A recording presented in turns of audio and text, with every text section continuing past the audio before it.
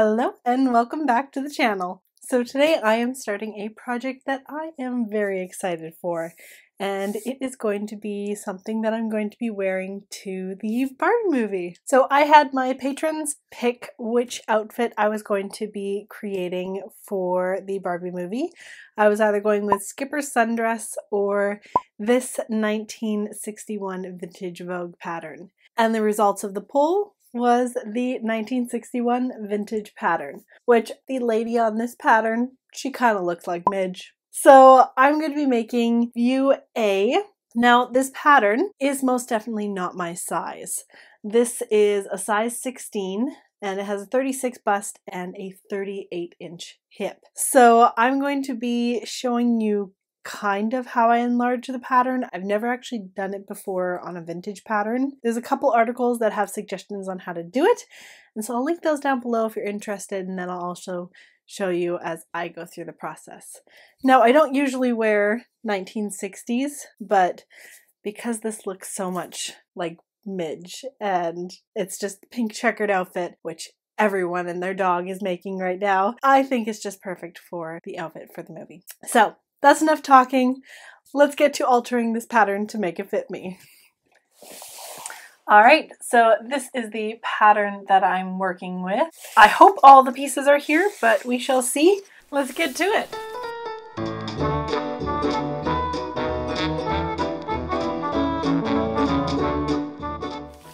So looking here, the skirt is just a simple circle skirt, so I'm not going to be transferring out that, but the rest of the patterns I will be doing alterations to, so I need to start transferring before I do any alterations.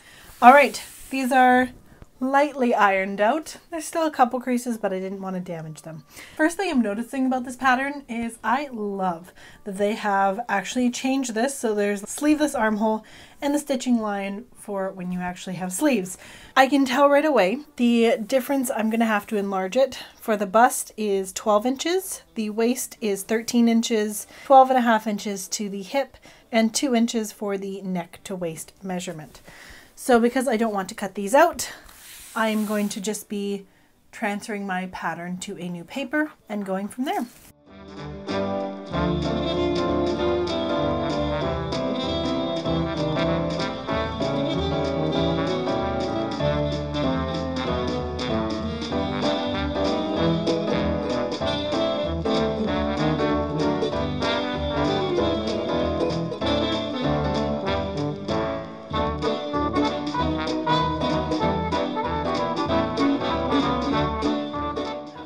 I have my pattern pieces here, and now I need to start making the adjustments. So the Thrifty Stitcher, this is also from Alana from Lazy Stitching. I'll just link them both below and hopefully that works out. So this says to start with the back bodice, as it's the simpler of the two bodice pieces. Enlarging the pattern really was trial and error. The blog post recommends only enlarging a size or two at a time and then turning the seams and then repeating the process over and over until you're at the measurement that you need. Now, I really didn't feel like doing that, so I did it all in one go. But I did end up having to make several more mock-ups of the bodice for all the adjustments that I had to make. So I don't really know which route or method is faster, but it did turn out in the end, and that's all that matters.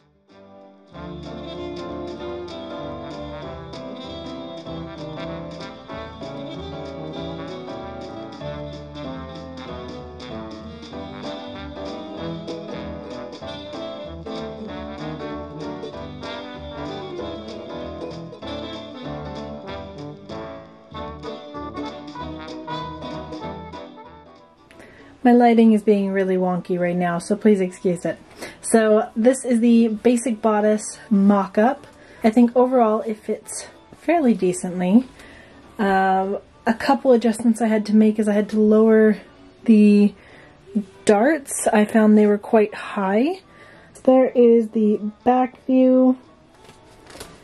It's pretty decent. Now I just have to add the alterations to the collar bit. So the adjustments I made to make this pattern wider, I have to do those same adjustments on the collar bit. So this pattern is very mutilated. That actually kind of shows it off a little bit better what I did. So That's the back piece, this is the front piece. So the original collar won't fit here anymore because I've widened it here and here. So I've traced off one half of the collar. So lining up the collar with the center front line here, I now have to add the same width that I added in these sections to the collar, so I have to spread that the same amount. And same for here, that's the clip mark, that's the clip mark, so that lines up there. And then I have to spread it the same amount that I did for this right here. So overall, it's a fairly simple adjustment. So I'm only doing the adjustments on one side, and then once those adjustments are done, I will fold this paper in half and cut out the rest of the collar on the other side. So it's plain and simple. I don't have to do the adjustments twice. Hopefully it works. Fingers crossed.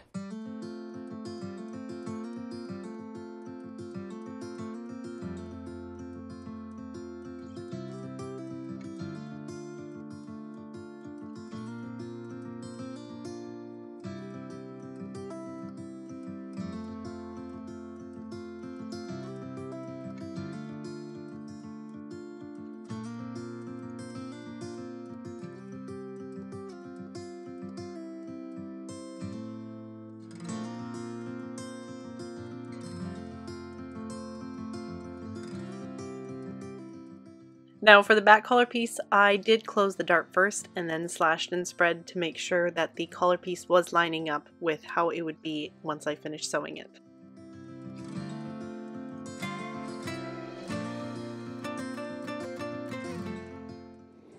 Alright, my bodice mock-up is done. I had quite a difficult time fitting the mock-up. I don't know how, but I somehow added too much fabric to the mock-up.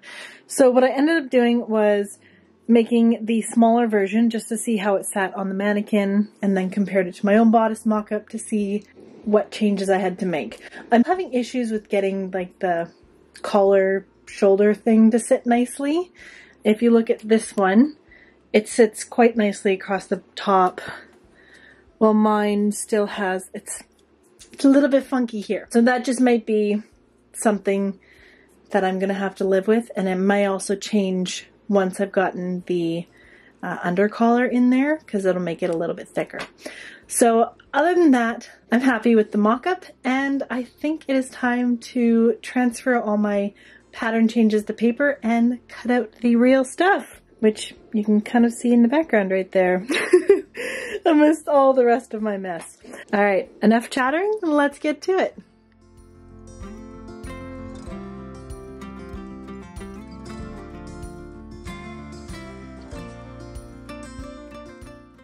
For the circle skirt, I just drafted a basic circle skirt pattern. The Vogue pattern actually cuts out 4 panels for the skirt, but I decided to eliminate the center front seam and just cut mine on the fold. I really love the diagonal gingham on the collar, which, funny story, the pattern package for this pattern actually says that this is not suitable for a check print, even though the picture on the front is quite obviously gingham. I discovered why they said this though when it came to the collar piece. When cutting out the back collar, one side pattern matched beautifully, but the other side did not. So I had 2 options. I could try and really messily pattern match it along the shoulder seam, or I could just cut it symmetrically in the back. So I opted for the symmetrical in the back pattern pieces because you're more likely to see that than the shoulder piece. So yeah, little story time. Anyways, let's get back to sewing. So with everything cut out, I began assembling the bodice, with first up being the darts. In some cases the gingham lined up beautifully in the darts, and in other places it didn't, but that's okay. I opted to finish the seams with a French seam for a clean finish on the inside. The pattern did recommend finishing with the overcast or pinked edge. That's actually something in modern patterns that I don't see a lot of, is recommendations for seam finishes. So it's nice to see that in the vintage instructions. Once the bodice was mostly together, I then started on the collar. I made sure to mark the points where I needed to clip to, because those were very important to getting the collar to lay correctly.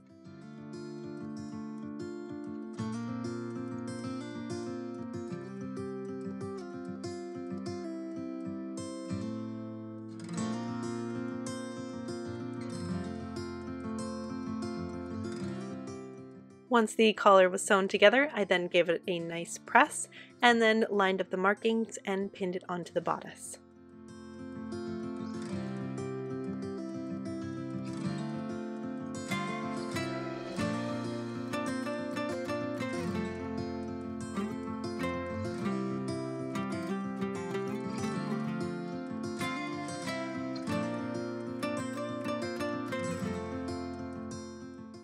So I'm on to step 7 of the construction. I actually quite like how these are laid out. It makes sense to me. Something that I'm doing different though is they have the armhole and neck hole facings separate. And so what I've actually done is created one that is all together. So there is a little trick for putting this in, which I will show you in a moment. Also, if I for any reason need to change the side seam, I like to make the bias binding for around the facing separate, and so it's easier for me to add or take away some width. So this is all prepped. I've got it ready to go, and I just need to pin it into the bodice and we'll go from there.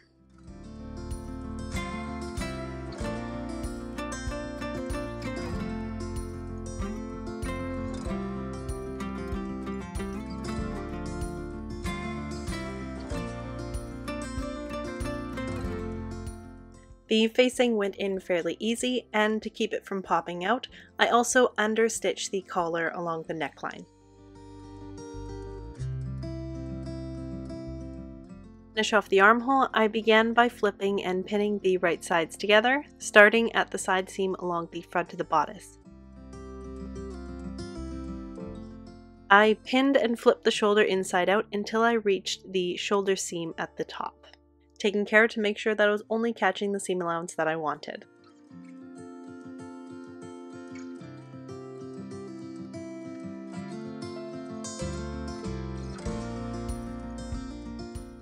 Alright, so now that I've pinned all the way up to there, half of this is inside, I can just stitch along here all the way to the side seam down here, and then I will flip it out and then pin the other side and stitch the other side.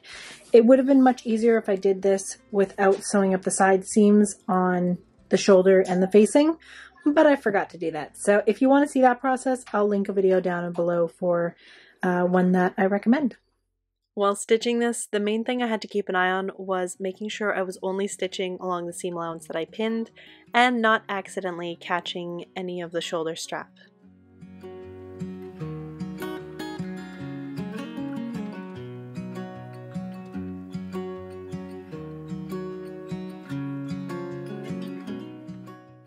With one side finished, I then turned it inside out for the other side and pinned and stitched everything in place.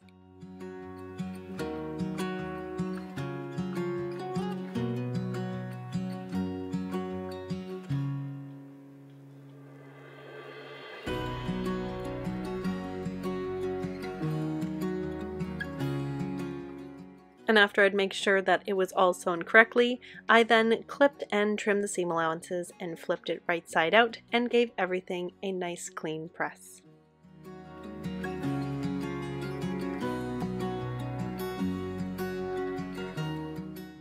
And there you have it, a nice tidy, nicely faced all-in-one armhole.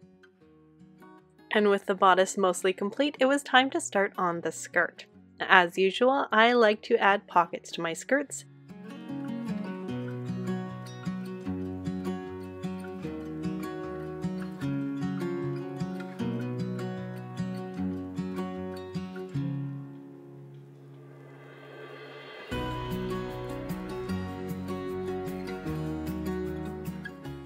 And I decided to put these ones in using a French seam.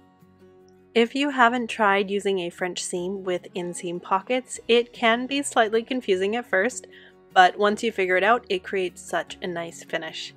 And for those of you who are wondering, I will be having a video coming out shortly with a more in-depth explanation on how to do it.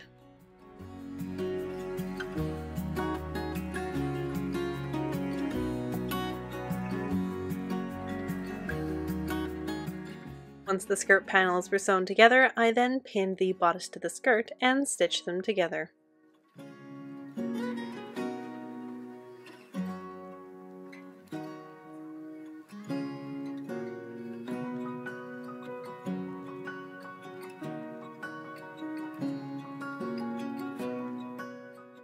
And although I forgot to film this part, I then added a zipper to the dress and let it hang for a few days to let the bias in the skirt stretch out. And after it had finished stretching out, I then marked the new hem length and trimmed it. Well, I am almost done. I just wanted to try this on to see the hem length, and now that I'm happy with that, I can finish sewing up the hem and finish off the zipper on the inside, and then it's done. I turned up the hem by 1/2 inch and then turned that under once again and then stitched it in place. And lastly, I whipped the facing to the zipper for a clean finish and then added a hook and eye to the top of the dress. Also not shown is the bow and belt I made. And now it's time for the reveal.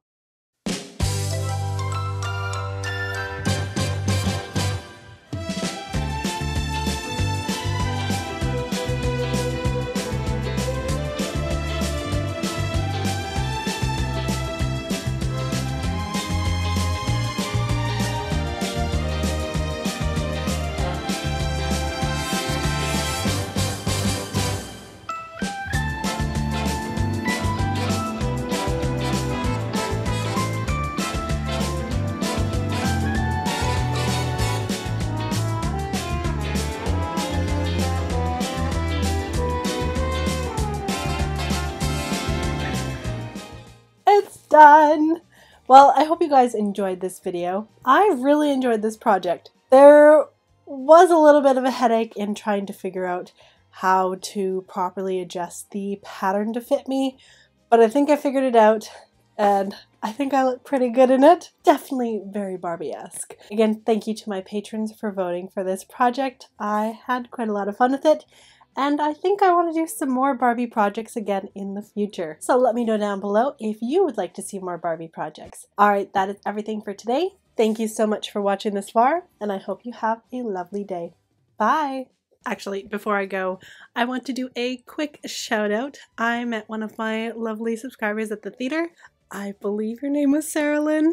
It was lovely to meet you. Thank you so much for coming up to say hi. It really made my night. And also, you guys, if you do see me out and about, don't be shy, just come up and say hi. I love meeting people who watch my videos. Alright, that is it for today, and I'll see you guys next time. Bye!